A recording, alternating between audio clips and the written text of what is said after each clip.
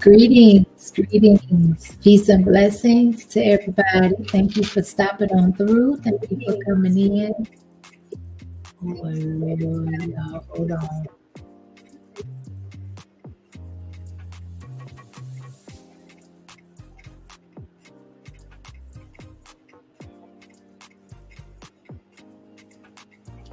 Let's see if that fixed it.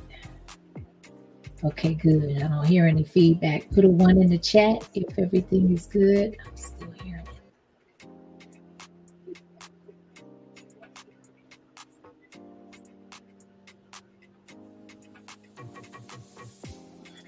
I'm sorry, y'all. Guess I'm having some technical difficulties. Life be life, and I don't know what to tell you. Thank you for your patience. I appreciate it. I need some patience today, right? Oh, peace and blessings. Hey, we got Sassy in the building. We got Sis Yo Thoughts. Greetings to both of y'all. Okay, thank you. Appreciate you, Laverne. Bolo. Hey, Bolo. VNR 2.0. If you feel inclined, please drop links for those that are present in the stream. Go ahead and feel free to drop it in the chat. I appreciate you, and I hope everybody's having a good day today.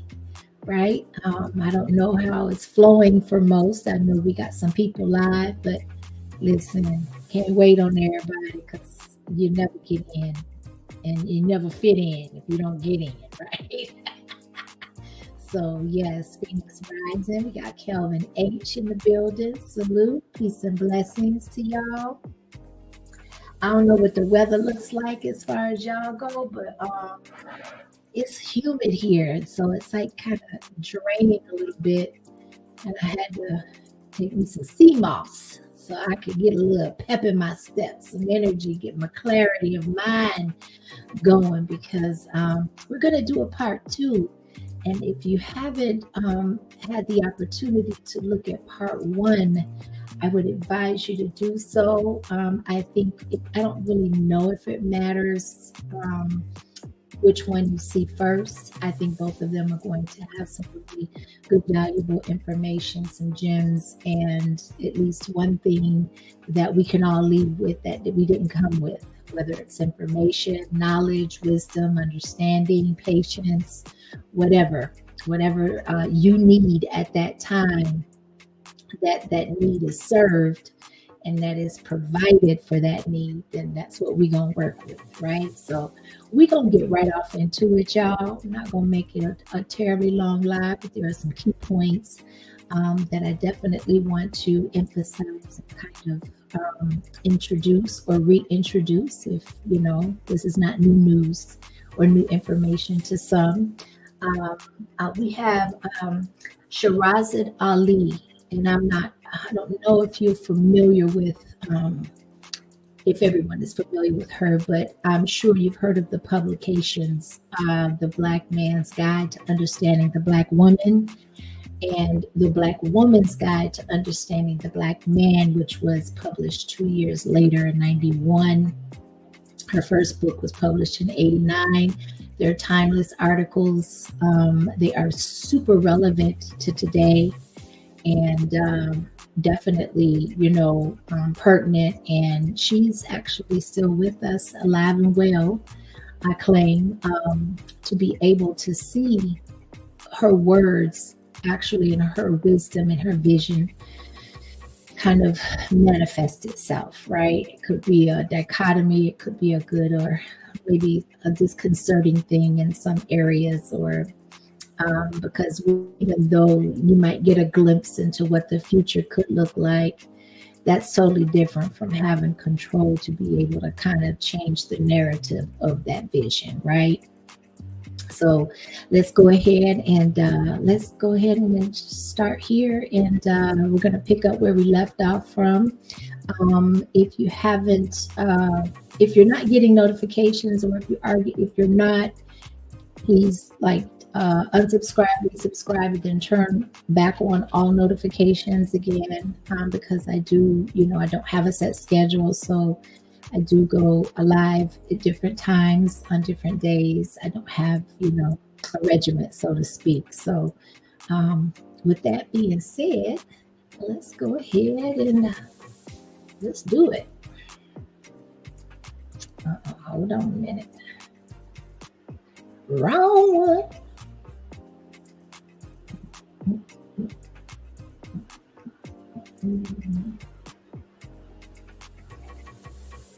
And I'm going to speed it up just a little bit.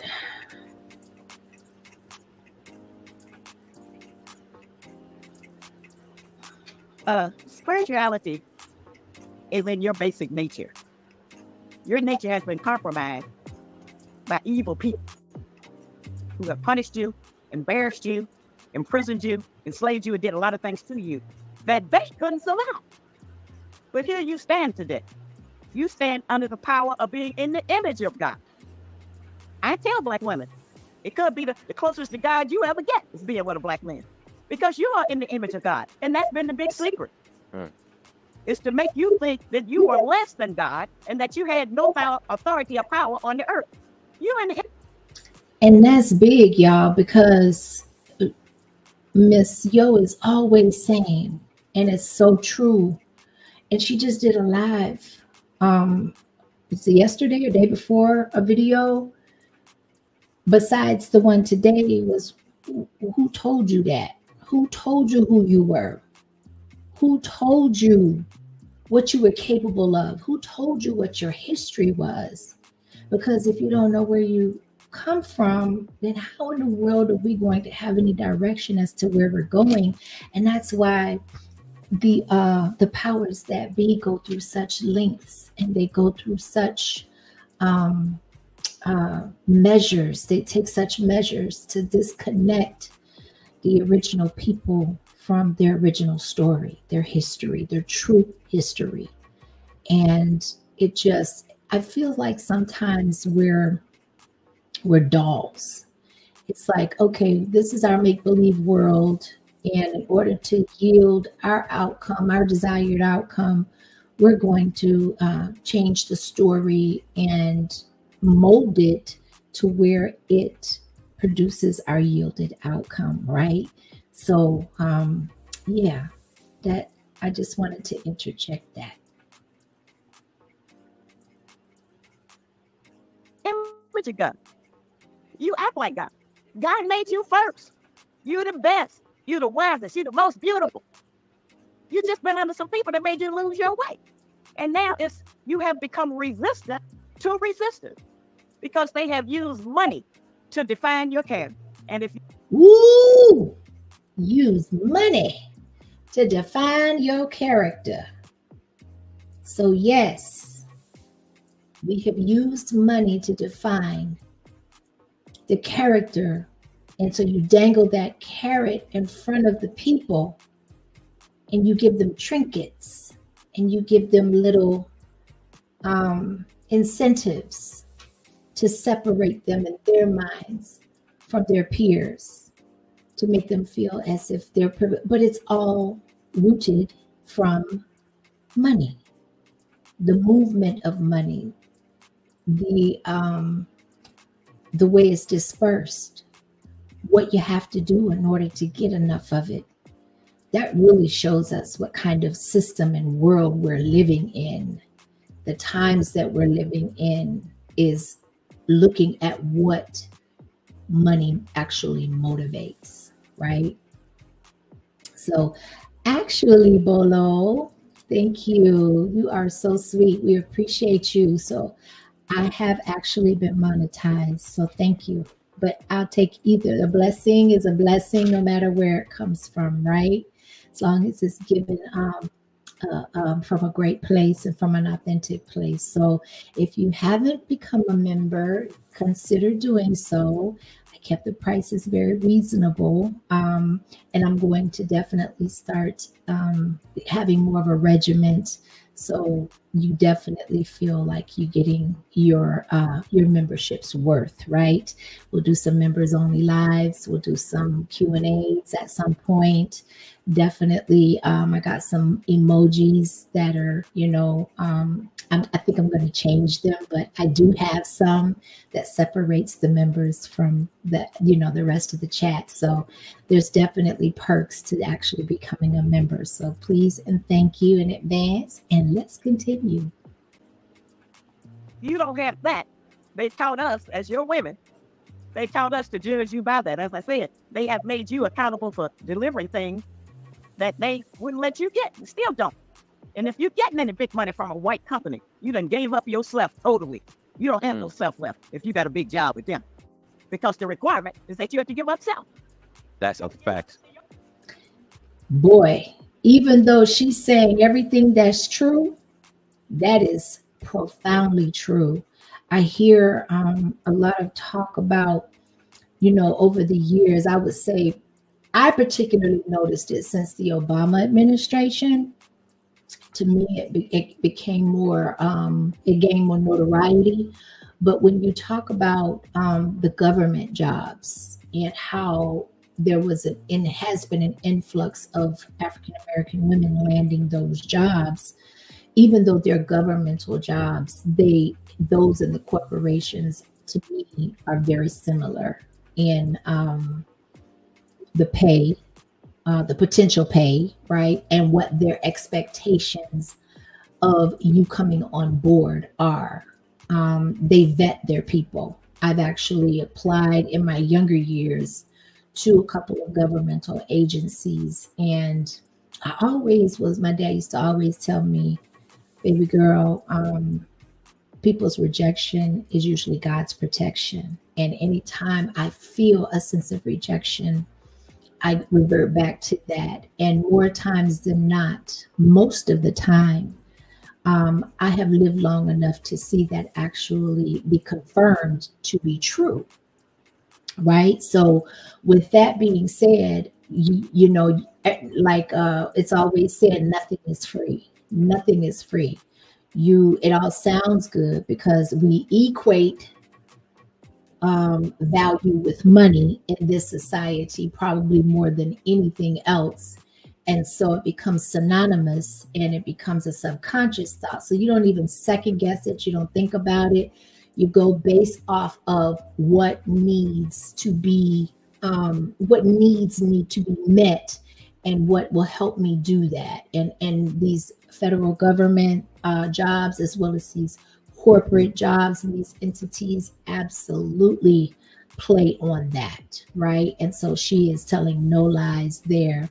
To my first new member, Salia Benya, thank you so much. I love that color green, by the way. That's a strong green. Yes, we appreciate you. Thank you for becoming a member. Thank you so much. So let's continue for that. Let's go. To do it. And the men are different today. Men have decided in one of the ways that they can get us back for whatever authority we think we have is now they take us out to dinner and don't want to pay for the dinner, get up, walk out.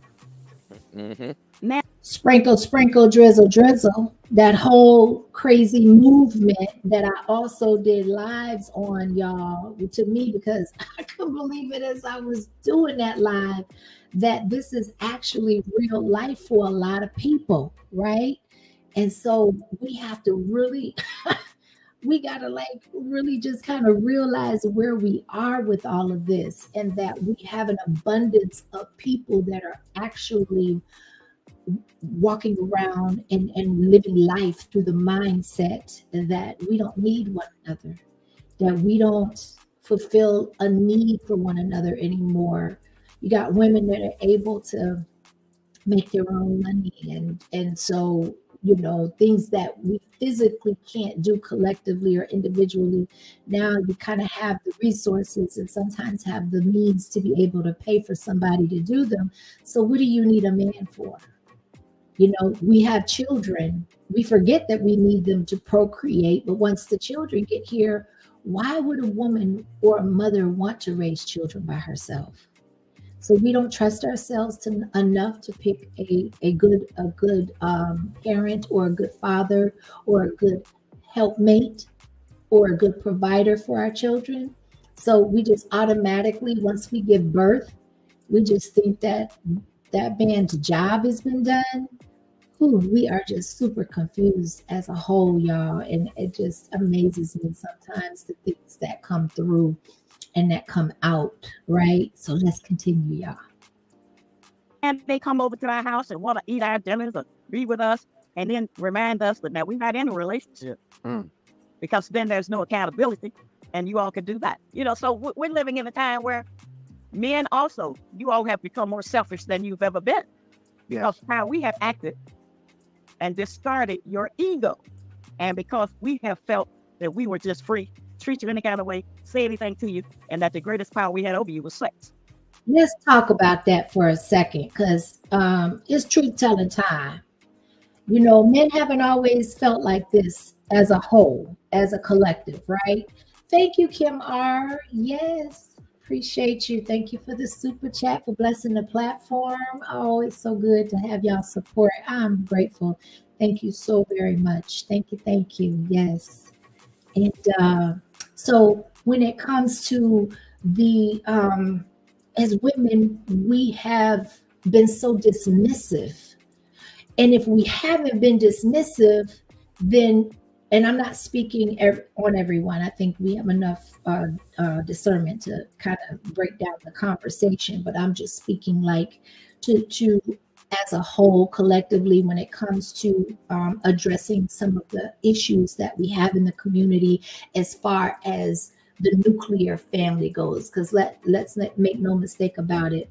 This live is still focusing on the nuclear family, but you can't heal it to the core if you don't even recognize that there are issues and are willing to be put in a position to realize how we even got here in the first place. But so what she's saying is that the men, we both have to take accountability. The men have established the mindset that guess what? We don't have to commit anymore. We don't have to sacrifice. And there are women throwing us on child support every which way. They don't want us to see our kids. The system doesn't support us collectively in that arena of being a father. You've got these social programs out here that you can qualify for as long as you dismiss and you excavate and disregard the life giver, the seed planter, right? Which is the man. And so it just reinforces once again the dismissive environment towards our men that makes our men, after a while, that hope diminishes until it's just snuffed out. And now you're going to move around and you're going to learn how to adapt to the current environment in order to come out not being subjected to your whole life being turned upside down just because you're paying the price of being a Black man in this society in our current day and age. Because racism has not gone away, it's just transformed. It just morphed, and it continues to morph depending on what times we're living in, depending on what devices or tactics are being applied in order to keep the family, the nuclear family, separated, divided, at odds, against the odds of establishing a strong core family. Because if you have a good nuclear family, that is just like the foundation in the soil, and establishing good soil for a house. If the foundation is shaky, it doesn't matter what you build on top of it. Eventually it's going to crumble, right? So let's continue.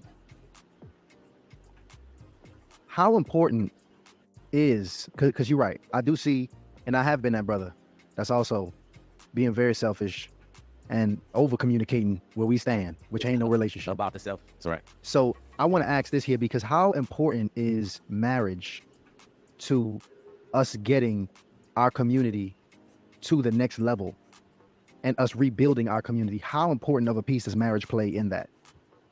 I want to I happen to know what her response is going to be, but before she responds, I kind of want to echo it in reverse, if that makes sense, because I agree with her. I've always had this, even though, because you have to be able to separate the meaning of something from the representation of something, if that makes sense, right? So the representation is a piece of paper stating that, okay, we have fit the criteria of the laws of this land in order to claim that we are husband and wife, that we are a union acknowledged and recognized by the government, by the environment, the regions that we live in, so on and so forth. But to me, as far as a marriage, I have always felt that that should be, and it could be controversial, but I've always felt as if that has, we should have the ability to be able to express that and not be penalized for it based off of the needs of our relationship, of what serves the nuclear family and represents it the best. And that's not going to look the same for everyone. There are people that would definitely and do stand behind the marriage certificates. But just as anything else, the more research that you do, the more digging you do, the more inclined you become to become more educated about the origin and what comes with that, right? Just like the birth certificate, you're the property that solidifies that you are the property of the government. You are acknowledged by the government. You are owned by the government. This is real talk. This is real life, right? So now when I learned that, now I'm questioning all of these certificates, right? And so now I'm nosy and I'm looking and I'm delving and I'm trying to figure out, okay, how does this benefit the powers that be? Because they're not going to okay it, and then they're not going to make it law if it does not sustain them and put them in the position that they want to be, right? A house divided will definitely fall. If you're starting off like that, you're going to end up like that. And it ain't going to take long, right? So let her go ahead and use her words to answer it. But I just wanted to give that preface. Well, I think that the marriage license is just proof of a long-term or steady relationship and of unity of trying to work together. So the piece of paper for marriage is doesn't have any more value than if a couple is together and sharing their resources and their food and trying to build a family together with a mother and father. We didn't make up the system of marriage that is practiced today in America, and it's been very difficult. It's difficult to get along with anybody. As I said, every relationship, look at it as a marriage and see what the standard and quality is of that relationship. We have terrible issues that will put in us envy and jealousy, insecurity, all of those things, and the evil of poverty. And I want to add something to that too is, okay, so just like with the credit system, right? We didn't establish that, but it also really hasn't benefited us collectively for that as well, right? So to me, they kind of go hand in hand. But because we are not the creators of this system, then we don't know the vision, we don't know the desired outcome. We're just participants, and we're expected and to participate and to follow the rules and the laws of the land, providing that there are certain, I guess, what you call benefits for marriage certificates or going through the ceremonial act of this country of joining together as man and wife. So I just wanted to add to that as well. Salute to those coming into the chat. It's a pleasure to see everybody. Thank you. Hey, Miss Collins. Hey, sis, what's going on? We're just so glad to see you. So glad to see you. So let's continue. Yes, Indeed. it's very hard to deal with it. That everybody who's got a bad credit rating are ashamed of that in secret. We're embarrassed about that. We don't want to talk about it with nobody, that we have done those things and ruined our credit. But credit wasn't our idea anyway. Right. Now, I want to talk to you about. Things have been forced on us, and we have tried to live under them because we think it'll make us unpopular if we go with our own idea. We think we'll be ostracized. And that's one thing I really try to teach my children and grandchildren. Be yourself. You be you. It don't matter who everybody else is. I'm not trying to raise no followers. I'm trying to raise leaders. Mm-hmm. And most of our men can't lead in their own house because we think we're smarter than y'all. Now you mentioned, because, speaking along the lines of credit and finances, right? Because I know you talked about, how a man's value is seen by how much money he can earn. And I think it's not just women who see that. I think men, we've adopted that as well. Like if it's a guy not getting money, we saying the same things that women will say about this particular, these particular guys. And it just seems to be a lot of confusion. I'm confused myself. So help me to understand better. Where does a man's true value come from? It comes from his. Okay. They're not dealing at all with the fact. Oh, I messed up. Her- Good that the moment only here. way she Hold can- on a second. We can't miss Try that. to live under them. Hold on. Value is seen by how much money he can earn. And I think it's not just women who see that. I think men, we've adopted that as well. Like if it's a guy not getting money, we saying the same things that women will say about this particular, these particular guys. And it just seems to be a lot of confusion. I'm confused myself. So help me to understand better. Where does a man's true value come from? She's going to answer this in one of the most eloquent ways that I have heard it. But I want to say this. I feel like a lot of the confusion has come from because it has always been in the past where women and men knew their roles. They knew what they were best at, they were strongest at, not just individually, but first as a unit, right? And so the unit was more important than the individualistic ideas and ability to be able to be self-sufficient. It wasn't about that. It was about community. It was about village. It was about family. It was about being cohesive. To me, my elders, they took pride in that, because if the family was divided, that's why there were a lot of, and has been a lot of, sick secrets, because if your family appears to be weak, then that makes you vulnerable. It makes you people easily to judge you, right? And so people have kept it, held on to those secrets and to those shames, right, in order to preserve the image of the cohesive nuclear unit. And that's just my opinion. Let's go. It comes from his behavior and ability to love and forgive. Mostly us, because we have raised you to, as I said, 75% of the men in America raised by a woman who is man and a man. So we put that in you. Some of y'all ain't never even been around your father, but you know you hate him. That bothers me. That bothers me because there's so much truth to it. When you have so many single mothers out here struggling because we're out of order and we weren't designed to fulfill a man's role as well as a mother's role and a father's role. And so now we're in a position to where we have to acclimate, and you get tired, you get frustrated, and you always feel like you're lacking in some type of an area because you know that there's an imbalance. And even though sometimes it's not intentional, it becomes intentional or it becomes inevitable. That's the word I would like to use, because you don't mean to, but now you're taking it out on the kids because you just can't keep up. And all of the kids' needs that would normally be met in a cohesive unit with the father and the mother working collectively in the nuclear family, there's a whole half of it missing. And we are mediocre at very best when it comes to being a single mom, at being able to hold a candle to what the fathers are designed and created to contribute to that family and to that nuclear unit, right? So I just wanted to add that. I know I'm ad-libbing a lot, y'all, but like I said in my last stream, this is a part 2. There's a part 1 that was done a couple days ago.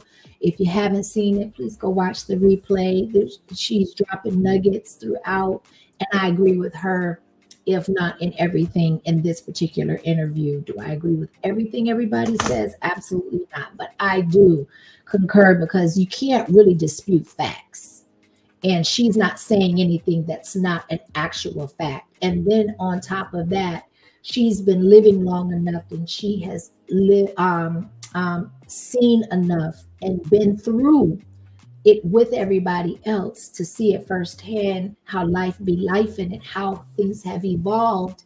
And not only that, but where it comes from, where the origin is, because it gives us more context and it gives us, in my opinion, it gives us more direction when you have more history.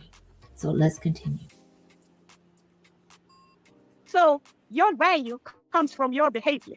It comes from you helping maybe your parents, being respectful to other elders, helping somebody if you can, trying to take charge of certain situations in your home. Don't let your baby's mother dress your little girl like a little whore. Don't let your baby mama put weaves in your daughter's hair, because that's teaching her that the only way she can be beautiful is if she buys some fake material and glue it on her head. We are living in a culture where there is a multi-billion, with a B, dollar industry on health and beauty products that we patronize, that we fund, that we build wealth for other cultures in, but we have very little ownership in ourselves collectively. When you look around, you can't even identify what's real and what's fake anymore.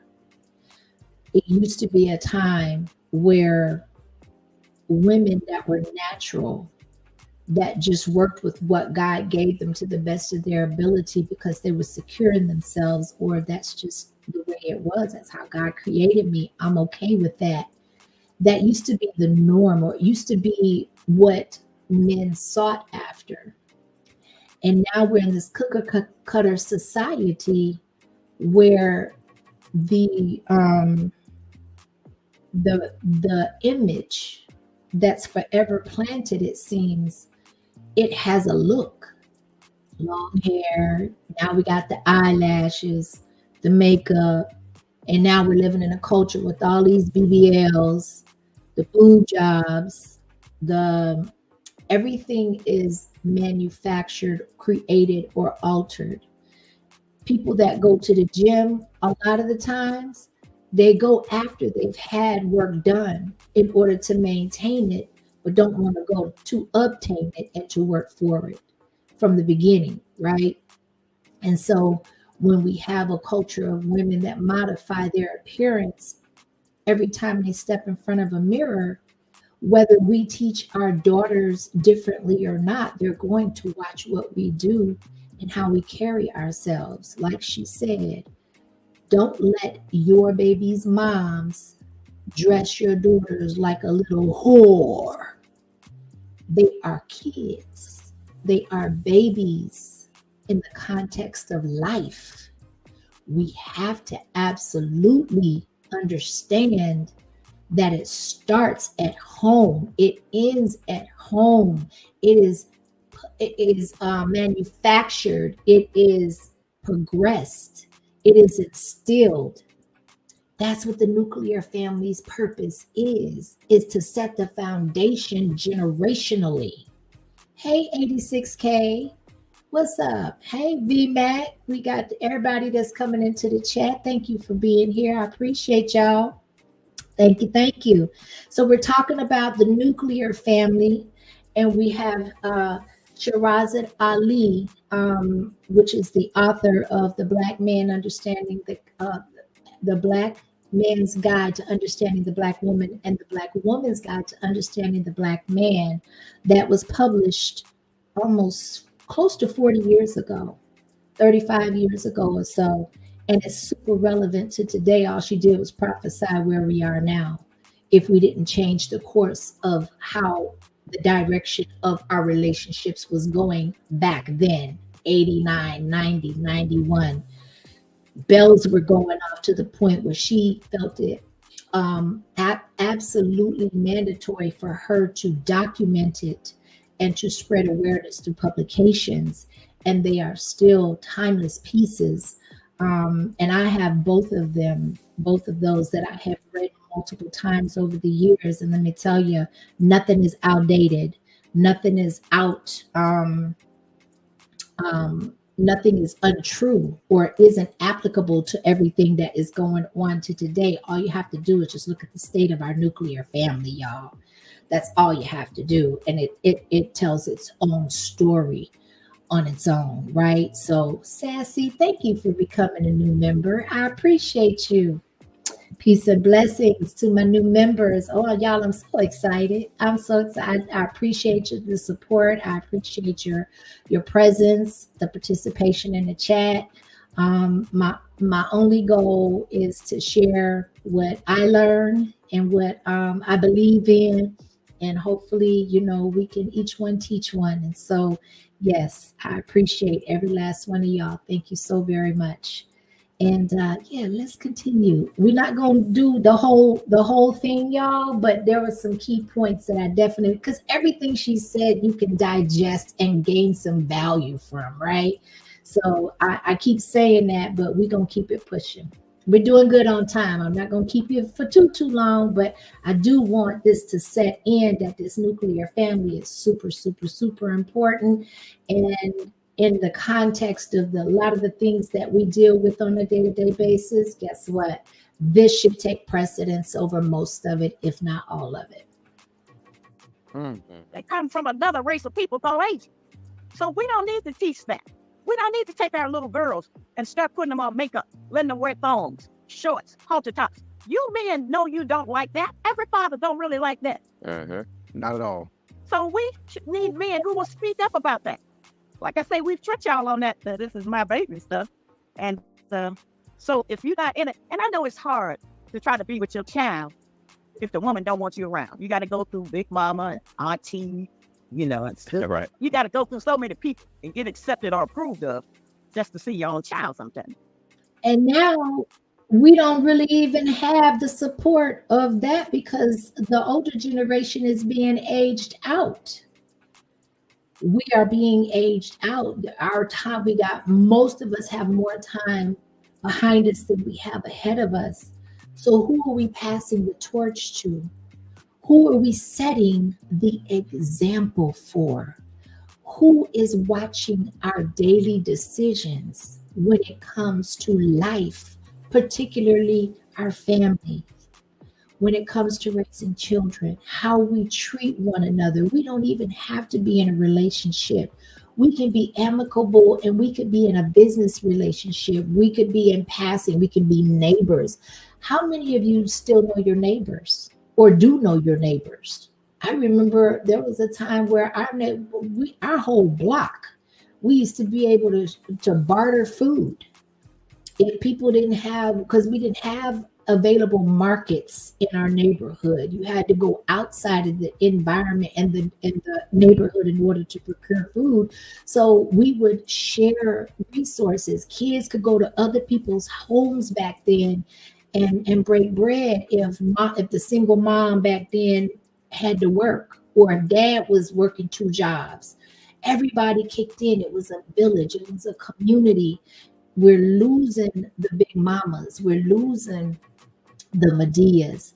Now you got the big mamas and the grandmamas in the club trying to pick up young men that are their son's age, their nephew's age, half their age, thinking that is a great decision to make. I digress, y'all. CX. Hey, yes, she was on Donahue. Yes, that's right, CX. Absolutely.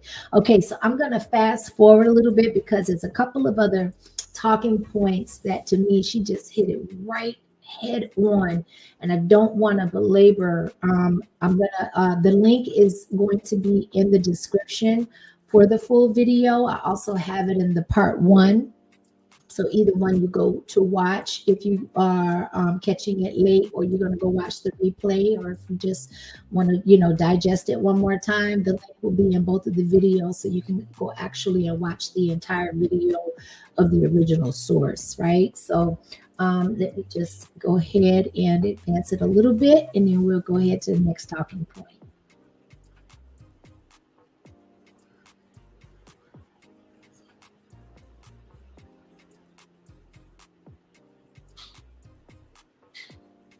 It's very strange to me because you're dropping these affirmations, and I feel myself getting excited And empowered. Right. and emotional, and I'm thinking in my mind, you know what, I need this sister like with me, like she need to be right here with me. And I think a lot of women are confused because the value they are working sacrificially for these corporations, and they are presenting it like, hey, this is how I get my power. This is what makes me powerful. So let me ask you, what is a woman's true power? Like, what makes a woman powerful? What should she be working to hone and embrace so she can feel just as successful and confident that she feels when she gets that promotion or that bigger check at her job? Heaven, we are in charge of heaven for the Black man. And we can make heaven or we can make hell. If we make heaven, we'll have a better outcome. The only way we're going to have a better people is we as Black women birth them out of our womb. Everybody got to come out of here. And we have power even then because we decide who's going to come out and who we're going to cut off and kill. So And it can be argued that our wombs should be heaven, but they are so polluted when you have abortion clinics strategically placed in disenfranchised communities, when you have a one-parent home and you have the single mom having multiple children, whether it's by the same man or various men.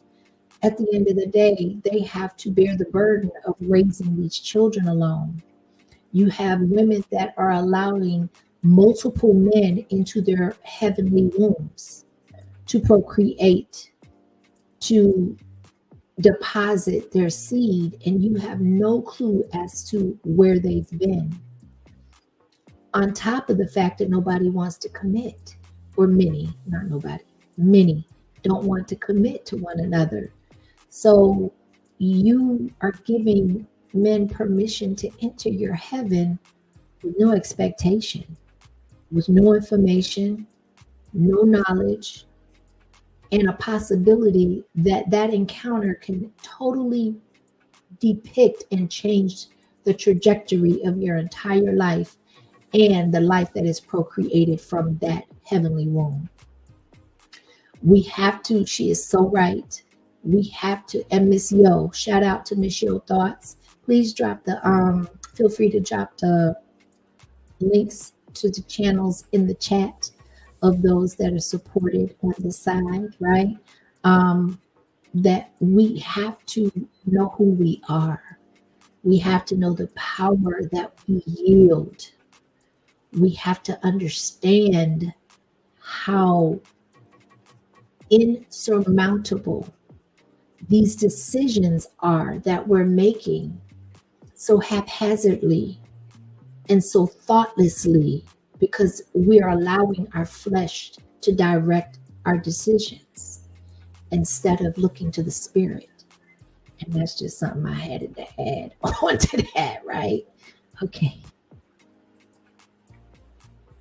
we have a great deal of power, but I always say we just using the power in the wrong direction. We're using it to destroy ourselves. Our birth rates are down. So it ain't just the white man who got a lower birth rate. Ours are because of abortion and birth control, homosexuality, and sickness.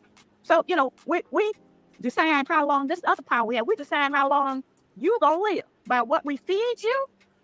Food is what sustains life. And how much stress we put on you. See, we put a lot of extra stress on our man. You already got stress up under the enemy. So it make it really hard for you to heal from anything because we turn on you so fast at the first disappointment. Yeah. That is significant. We don't give each other grace. Now, I have to be the first one to say, because I got to be transparent here. There was a time I was in a relationship and I gave my girlfriends more grace than I gave my man, because my expectations for my man was so up there that I felt let down. I felt disappointed and I became frustrated that man was human at the end of the day, that he had imperfections that I did not need to give him grace for. And I'm here to tell you that was a grave mistake and a learning experience for me. So now I'm very aware, just of like with my sons too, interacting with male counterparts, period. They're under so much pressure. They have feet or knees on their necks every day, all day from the outside world. And I say this all the time. Are you their peace when they come home? Because if not, that relationship's not going to last. Everybody has to have a safe space to go. Everybody. And if a man can't find that safe space with his woman, with the mother of his children, with his helpmate, with his counterpart, then what does that do to his hope? And what does he have to look forward to? Why go out there and face the world and conquer the world, or go toe to toe with the world just to come home and have to do the same thing and not be appreciated, right? So we have to do better in that regard. But I just wanted to bring that up as well. So let's see if she's completed her thought on this, and then we're going to move to one more of the talking points that I want to put some emphasis on. Salute to you, Mel W. Brother, it's good to see you. You said a mouthful right there, Celia. Yeah, or Celia. I think it's Celia. Yes, so if I've missed anybody, peace and blessings, welcome. And let's continue. We're talking about the nuclear family. This is part 2. Part 1 is the video prior to this, or the live prior to this. If you haven't seen it, please go check it out. This is a continuation of that. So we have got to continue to try to provide heaven. See, we do obey you. And I talk about submission. I introduced that as a sign. Right. And you know the issues that has brought up. Both submission and cooperation, big issues. Yes, it's the same thing. We do have one time when we do agree with you. We follow instructions, we obey, and we submit. And that's MB. There ain't nothing you can tell us to do that y'all tell us to do. We won't try to do it and do it worse. That's what we follow. Everything you tell us, and ain't nothing you can tell us that we say, no, I ain't doing that. We do that. But once we all stand out and get out the bed, oh, hell, it all comes back. It all comes back to you and tell me what to do. Why don't you step up like a man? How do our girls know what it's like to step up? How do a woman know what it's like to step up like a man? Now, many of us have had good fathers, and so we saw different things that they did. But a father's place in the home is not just to provide financial support. And many of our women think that it is, because we want so many material things that we don't make anyway. We ain't gonna make no money out of it. But we want so many material things. That's because we lack self-esteem. We lack self-confidence. And the work on thyself has not been sufficient enough for us to be able to detach the relationship and to put everything in its proper order, in its proper space, right? I remember being younger, I was very materialistic. I am so thankful. That was a lot of pressure. That was a lot of stress. I've never tried to keep up with the Joneses. I just tried to keep up with my expectations. That was enough, right? And I caused my own misery, because that stuff, past getting it home and taking it out the bag, that it gave me what I needed for just that amount of time. And then, of course, you accumulate all this stuff and you're still not happy. And I'm so grateful that one of the things that I am really focusing on at this stage of my life is I'm kind of graduating to that extreme of wanting to become a minimalist. The less we need, the more I feel, or the less we focus on, the more I feel we can focus and turn inward and do the spiritual work and look at the things that are really important. because we are in a matrix, we are in a simulation. The narrative, we have nothing to do with it outside of following and going with the flow of whatever narrative has been set, but it has nothing to do with benefiting us individually or collectively, right? I find that when I need less, I'm more at peace. Might sound strange. It was strange for me when I first made the transition. But I'm telling you, a big portion of my peace has come from needing less, saying less, doing more, getting outside of self instead of thinking about what I need or what I want. I think about how can I get even more gratification out of doing for someone else. Because my dad used to always say to me, you want to get out of being selfish, focus on doing for other people or thinking about where other people are instead of thinking so much about you. And that is so true. And so now most of my joy and gratification comes from doing for others, which means at the end of the day, if you do that, we require less because we have less time to focus and have idle time on our hands, right? And there's always someone in need that needs more than you do.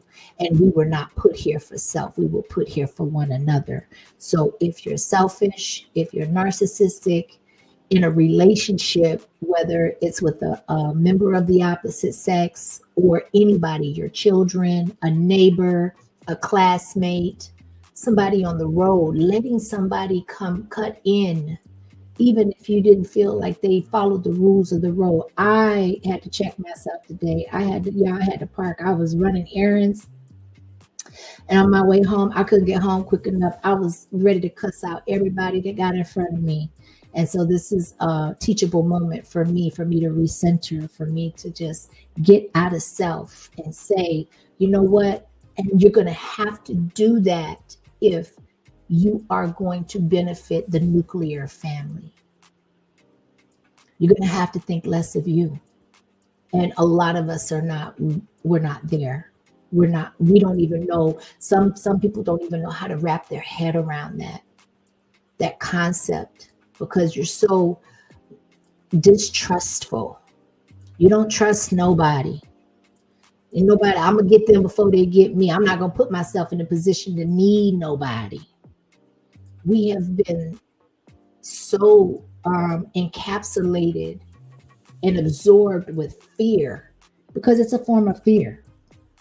Anything that doesn't represent the good of God, it represents the opposite. So do that with what you will, and let's continue. So there is one more timestamp I want to go to, and yeah, let's just do that. Hey, Miss Ann, thank you for the super chat. I appreciate y'all. Y'all are such a wonderful support system. Thank you. I'm so glad to see y'all in the chat. We got Tajaga in the house. Thank you so much. We got Phoenix Rising in the building. Yes, I appreciate y'all. Again, to my boy Bolo. Hey babes. And we've got Complex Design. Listen, okay, I was kind of quick on that. Yeah, needs and wants are two different things. Always make sure you have what you need.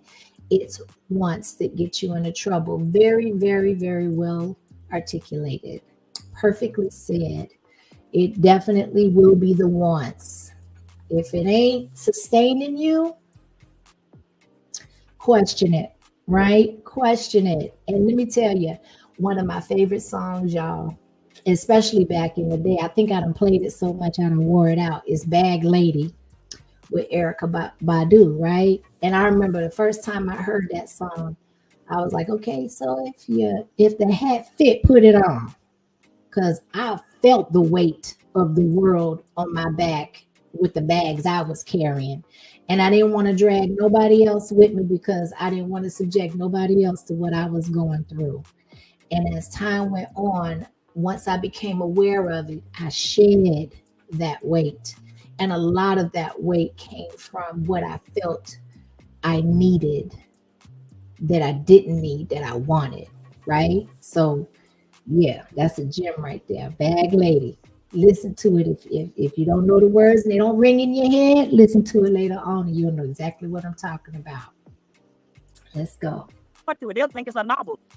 Oh, he's black. Yeah. And y'all can have any one of us that you want. That's the other thing. It ain't no woman out of reach.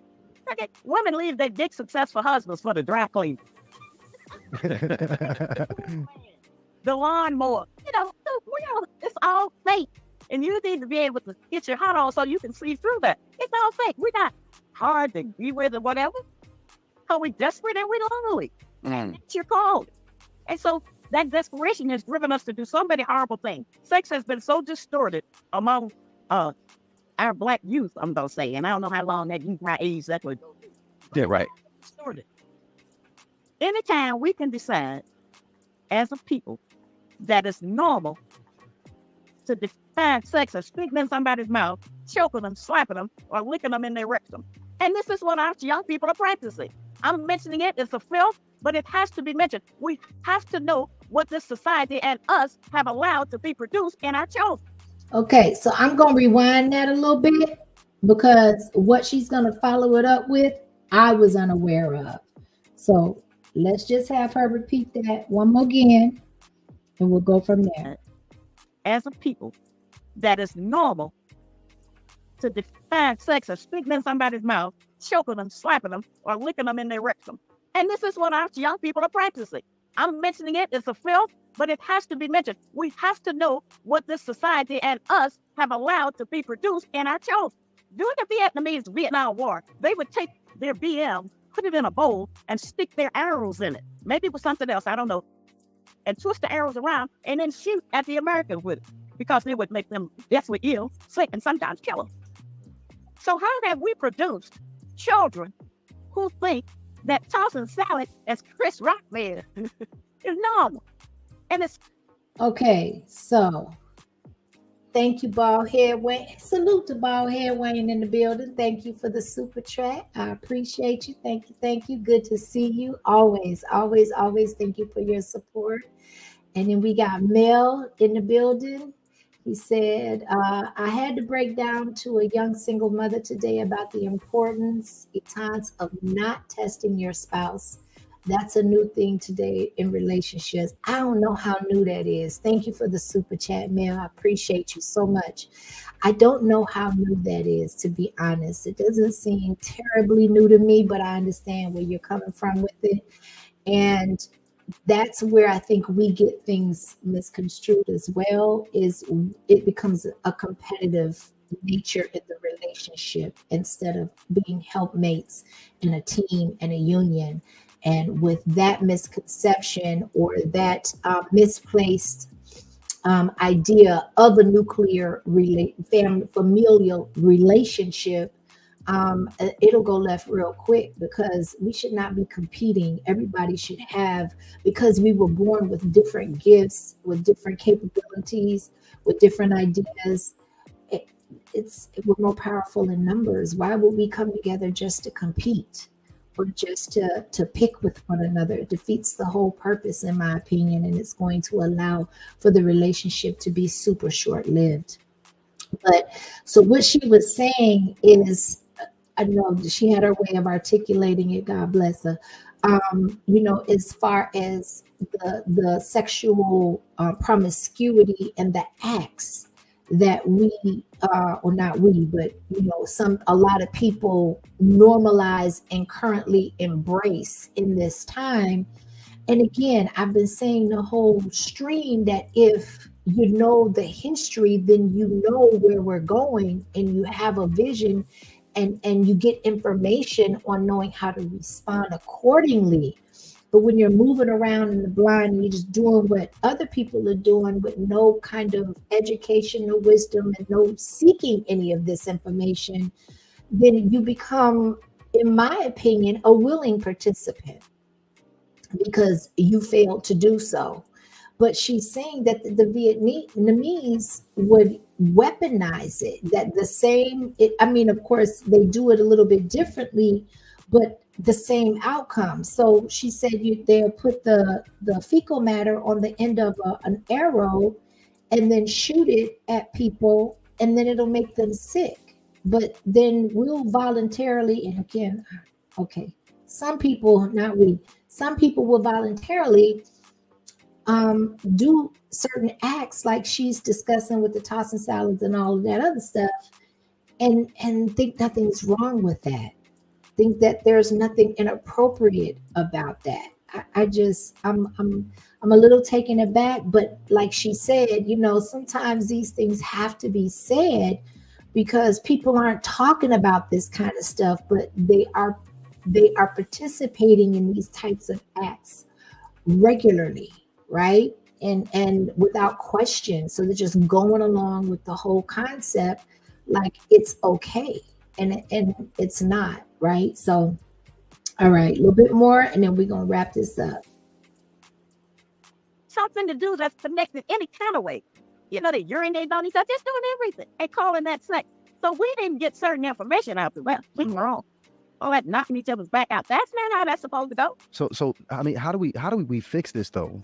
At this point, because obviously you're very big on us fixing our homes and our families. You have to lead by example. You have to let your community see what righteousness looks like. Boom. Boom. You got to lead by example, and you have to show your community what righteousness looks like. That's it. That's it. People watch what you do. They watch your behavior. They observe the decisions that you make.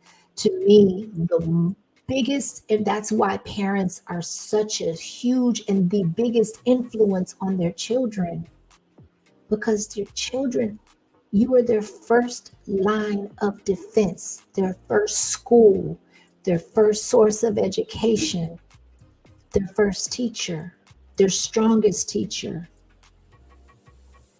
We have to set the example. We got to set the example. And if we normalize behavior that should not be normal, we make decisions that do not collectively benefit the nuclear family or everyone that's connected to you, those children and whoever else you are influencing is going to pick up on that. And that is the example that is set for them. That's why if your words don't match your actions, you can't expect to be respected, at least not outwardly. Right? Okay. You have to let the community see that your presence is making a difference. And then you have to separate from people who are negative. Some of the ex-slaves, and that's all of us, we all got PTSD, every one of us. If we could separate ourselves from the enemy, from his authority in your life, you don't have some authority because we haven't taken any instructions about doing anything for self. But if we could separate a lot of what we do from them, and if we could teach our children, we talk this African-American stuff, and we African-American and all of that. We don't like the Africans, and the Africans don't like us. We don't go out to lunch with no Africans. They don't come to our house for dinner. Our children don't play together. We're not African-American. We're American African. Words matter. Words matter. At the end of the day, she just said it. She said it in a nutshell, right? I'm dropping a link for anybody that may want to hit it while we're going ahead and wrapping this up. If you have anything to add, definitely feel free to come up and share that experience with us or that information. This is a community. The name of my memberships are Akemi Circle and Akemi's Tribe. And I picked those names because we are a community, and I feel like the ones that engage and that have like minds, we can definitely teach one another, share with one another, respectfully agree or disagree with one another. Because a lot of times I learn things from people in disagreements, even if it doesn't register at that moment, it will, right? And so I encourage interaction, I encourage communication along with the learning process. So yeah, let's finish this up. Different. So we have basic work to do. I don't tell people to go join nothing. I tell them, try to work on them that God gave to you. Try to work on them that you have some authority over. And here's one other thing that needs to be done. This is the show of recommendation. The other thing is that we got over 500,000 little black children. I don't know how many of them are under 10, where they could really more easily be reparented than a 15 or 16-year-old. But we have a lot of children in these orphanage places. There's no reason that a single brother or a single sister is not picking up one of them children for 1 weekend a month, one Sunday a month, so that we can help to breed and create a better people. Because if not, we're going to keep reproducing these psychotics who are going to be out here killing our children and grandchildren and us. You got parents don't even want to deal with their own kids, much less go get somebody else's kids that they have no information or no knowledge or no commitment to. And that's unfortunate, because I remember a time where there used to be, like in a time where abortion was not pushed, or it wasn't put on a mass scale, or it wasn't made so readily available, wasn't so legal. And you had children that maybe as a mother you couldn't take care of, you couldn't provide for, or you couldn't provide a stable environment. There used to be someone in the family, a friend of the family, someone would step up and say that, until the situation changes, I'm willing to take on that responsibility. She just made a great suggestion, one day a month out of 30, 31 days, one day for a few hours could change a child's life. And so I definitely agree with her upon that. But I just had to say, it's like, how far have we fallen from grace on this thing, right?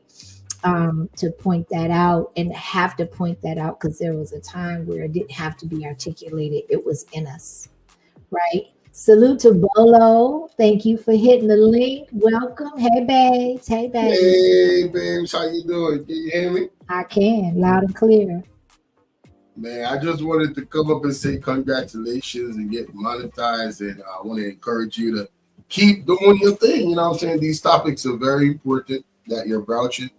I don't think there's anything more important than the health of the, nuclear family. I think we've been injured significantly, systematically. And like you said, you got to know how it happened so you can fix it. You got to know what went wrong. So keep dissecting it. You're doing an excellent job articulating what needs to be articulated. And I support you and I promote you. Thank you. I appreciate you, Bolo. Always, always. You have such an eloquent way of bringing points home and just articulating yourself. And so on top of the accent, that's another added benefit. So thank you so much. I appreciate it. I love seeing you in the chat. Thank you. Thank you. All right, see. I gotta go. I'm heading out the door, so talk to you later. All right. Be safe. Okay. Will do.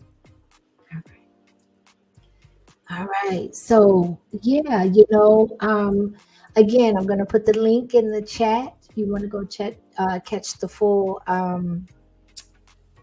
video. I don't know. I haven't done a lot of research when it comes to seeing this, because it's on the title. It says that it was her last interview before retirement, but not before she has left a barrage of public speaking recordings, like I said, publications and books, making special appearances, doing podcasts.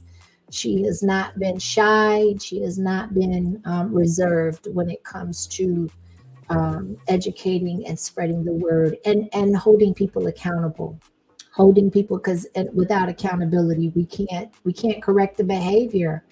and move forward. It's that cycle is going to continue, and we can't just keep functioning like that and expecting for the trajectory of the people and the culture to change. And especially when we're at war, there's a spiritual war going on that the natural eye cannot see, and so we have to be armed with different weapons, and that's going to cost something. We can't be distracted and consumed with things that at the end of the day doesn't affect us collectively, and as a whole, right? And so exactly, Miss Ann, we don't need to compete with each other. It's futile, and it stems from, as we all know, I don't even know if it precedes the slavery days, but we're very aware of how much of an impact the times in slavery has really conditioned us to be enemies with one another instead of the people that we really should be looking sideways at, right? And I just don't understand how we don't see that as a whole by 2024. But like I said, slavery has not disappeared. It has evolved and transcended. So the techniques and the weapons have changed and shifted, but the desired outcome is the same. Right? And so with that being said, I appreciate everybody coming through. Again, thank you so much for all of the support, to my new members, to my super chats, to my interaction in the chat, my people interacting in the chat, to any new subscribers that I may have or that you may consider coming on board. If you do, you'll be appreciated. And definitely, whenever I do go live, I'll always try to bring something that you didn't come with, but that you leave with. And that's information, wisdom, and maybe some self-accountability and, the willingness to correct. So, because without those components, we can't really expect a lot of progress, right? I'm wondering if I'm missing anything. I feel like sometimes I get it all in my head, and then when I hit the live button, sometimes it just don't go the way that I imagined. But once again, salute to everybody for coming through. I appreciate y'all, and I'm gonna go live again soon. It'll be sooner than later, I promise. I'm gonna do better, y'all. I'm trying to establish more of a system to become more predictable when it comes to going live or doing videos or having some type of consistency. And I've been doing some work behind the scenes to try to orchestrate that so everything aligns and it goes the way it's supposed to. Because I definitely want and have been made the decision to commit. It's just, I don't want to, I want it to be well balanced and to be incorporated from a balanced perspective in my life. So, and at the same time, still keep the camaraderie ship and to, just keep pushing forward. So with that being said, thanks to all my mods, thanks to everybody coming through. I hope everybody have a wonderful day. Now that I've gotten this particular live out of the way, I'm going to probably take care of a couple things with house cleaning, and then I'll be back in the chats here and there when I'm able to. So appreciate y'all. Have a wonderful, wonderful day. Y'all be good. And much love. Peace and blessings to everybody. See y'all soon.